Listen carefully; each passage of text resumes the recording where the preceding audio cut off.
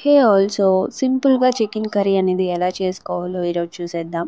So, నేను ముందుగా అయితే స్టవ్ ఆన్ చేసుకొని పాన్ పెట్టుకొని దాంట్లో ఒక 3-4 టేబుల్ స్పూన్ ఆయిల్ అనేది యాడ్ చేసుకుంటున్నాను. చికెన్ కర్రీలో ఆయిల్ అనేది ఎక్కువగా ఉంటేనే బావుంటుంది. ఇది మాత్రం గుర్తుపెట్టుకొని చికెన్ కర్రీ అనేది ట్రై చేయండి. సో, ముందుగా అయితే నేను ఒక టేబుల్ స్పూన్ వరకు అల్లం వెల్లుల్లి పేస్ట్ అయితే తీసుకుంటున్నాను. ఆనియన్ తీసుకున్నాను. ఒక చిన్న ఆనియన్ అయితే తీసుకున్నాననమాట. సో, గ్రేవీ కోసం ఆనియన్ అండ్ టమాటో అనేది మీ ఇష్ట ప్రకారం తీసుకోవచ్చు. అండ్ ఒక 3-4 పచ్చిమిర్చి అయితే తీసుకున్నాను. కొంచెం ఇలా కలుపుకొని ఒక చిన్న స్పూన్‌తో వాటర్ అనేది యాడ్ చేస్తున్నాను ఇక్కడ. వాటర్ అనేది ఎందుకు యాడ్ చేస్తున్నానంటే అల్లం వెల్లుల్లి పేస్ట్ ఈవెన్‌గా వేగడానికి. మీరు ఈ టిప్ అనేది ఒకసారి ట్రై చేయండి. అండ్ వాటర్ యాడ్ చేసిన తర్వాత ఫ్లేవర్ కూడా మనకి చాలా చాలా బావుంటుంది. అల్లం వెల్లుల్లి పేస్ట్ ఫ్లేవర్ అనేది ఒకసారి మీరు ట్రై చేయండి. అండ్ నేను ఇక్కడ ఒక చిటికెడు పసుపు అయితే యాడ్ చేశాను. పసుపు యాడ్ చేసిన తర్వాత ఒక 2 టమాటోస్ కట్ చేసి పెట్టుకున్న టమాటోస్ అయితే యాడ్ చేశాను. అండ్ ముందుగానే నేను ఇక్కడ కారం అనేది యాడ్ చేస్తున్నాను.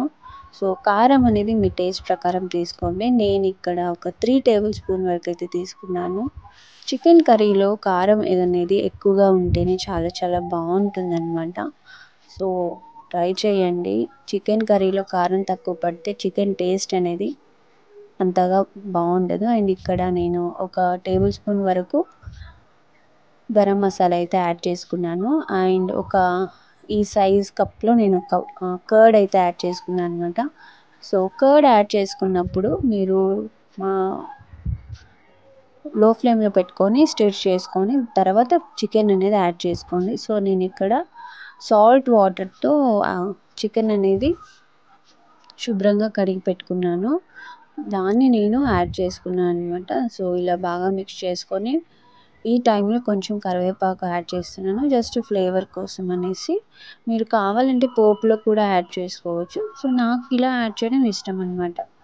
సో, నెక్స్ట్ నేను ఇక్కడ ఒక 2 టేబుల్ స్పూన్ వరకు ధనియాల పొడి యాడ్ చేస్తున్నాను. ధనియాల పొడి యాడ్ చేసిన తర్వాత ఒక స్పూన్ వరకు కొబ్బరి పొడి అయితే యాడ్ చేశాను. సో, కొబ్బరి పొడి కూడా నేను లైట్‌గా యాడ్ చేశాను. మీరు గ్రేవీ కావాలనుకుంటే ఇంకొంచెం అనేది ఒక 3-4 టేబుల్ స్పూన్ వరకు యాడ్ చేసుకోవచ్చు. అండ్ నేను ఇక్కడ సరిపడా వాటర్ అయితే యాడ్ చేసుకున్నాను. గ్రేవీకి ఎంత వాటర్ కావాలో అంత యాడ్ చేసుకోండి మీరు కూడా.